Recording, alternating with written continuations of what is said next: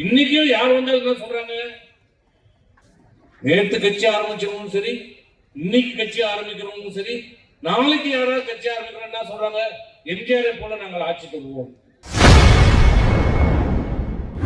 இன்னைக்கு கட்சி ஆரம்பித்தவன் எல்லாம் எம்ஜிஆர் ஆட்சியை தருவதாக கூறுவதாக தாவேக தலைவர் விஜயை முன்னாள் அதிமுக அமைச்சர் சி வி சண்முகம் மறைமுகமாக தாக்கி பேசியுள்ளார். எம்ஜிஆரை போன்று நாங்கள் ஆட்சி நடத்துவோம், ஏழை மக்களுக்கான திட்டங்களை எம்ஜிஆரை போல நிறைவேற்றுவோம் என்று சொல்றாங்க. யாராவது ஒருத்தர் தப்பி தவறியாவது கருணாநிதி மாரி நாங்கள் ஆட்சி தருவோம் யாராவது சொல்லி கேள்விப்பட்டிருக்கீங்களா? அவன் அப்படி ஸ்டாலினே சொல்றதில்ல. அவன் என்ன சொல்றான், திராவிட மாடல் ஆட்சி தான் சொல்றாங்க.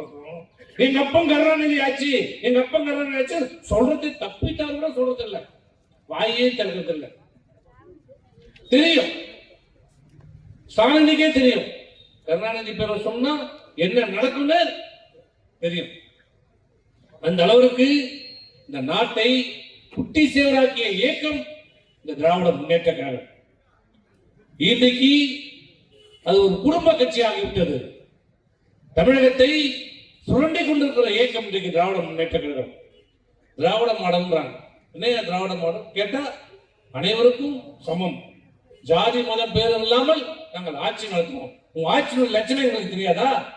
எம்ஜிஆருக்கும் உங்களுக்கு என்ன வித்தியாசம்? உண்மையாக ஜாதி மதம் பார்க்காமல் ஆட்சி செய்த ஒரே தலைவர் புரட்சி தலைவர் எம்ஜிஆர். செய்திகளை உள்ளது உள்ளபடி தெரிந்து கொள்ள ரெஃப்ளெக்ட் நியூஸை சப்ஸ்கிரைப் பண்ணுங்க.